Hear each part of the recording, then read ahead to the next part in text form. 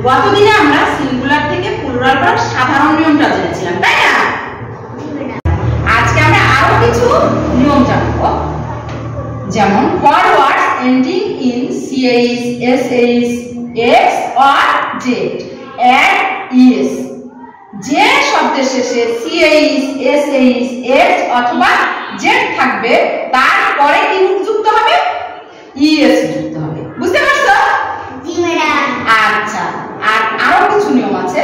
for words ending in y change the y, টা কি হবে? পরিবর্তন হয়ে যাবে to I, সেখানে y টা পরিবর্তন হয়ে কি হবে?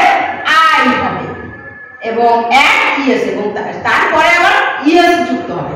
বুঝতে পারছো? জি ম্যাডাম।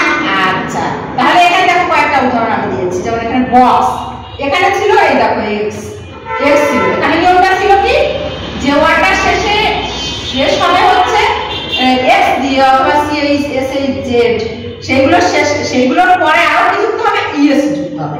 এই দেখো এখানে বক্স, বক্সেস, বক্স x এর পরে আরো es যুক্ত হয়েছে। বুঝতে পারছো? জি ম্যাডাম। আচ্ছা, এখানে আছে যেমন বেঞ্চ, এখানে ch আছে শেষে, তা ch থাকলেও কিন্তু es যুক্ত হবে। ch এর পরে আবার যে es যুক্ত হবে, যেমন এখানে বেঞ্চেস, বেঞ্চ সিঙ্গুলার, এখানে প্লুরাল হয়েছে কি? বেঞ্চেস, es যুক্ত হয়েছে। বুঝতে পারছো? জি ম্যাডাম। আচ্ছা, এখানে আছে বেবি, বেবি শেষে দেখো y আছে, কি আছে? y আছে, তাহলে y টা পরিবর্তন হয়ে সেখানে হবে I, এই y টা কিন্তু উঠে যাবে, থাকবে না। বুঝতে পারছো? জি ম্যাডাম। তখন এখানে y উঠে যে I, বেবি, বেবিস, দেখো y উঠে যে I বসে আরো কি যুক্ত হয়েছে? এই es টা যুক্ত হয়েছে।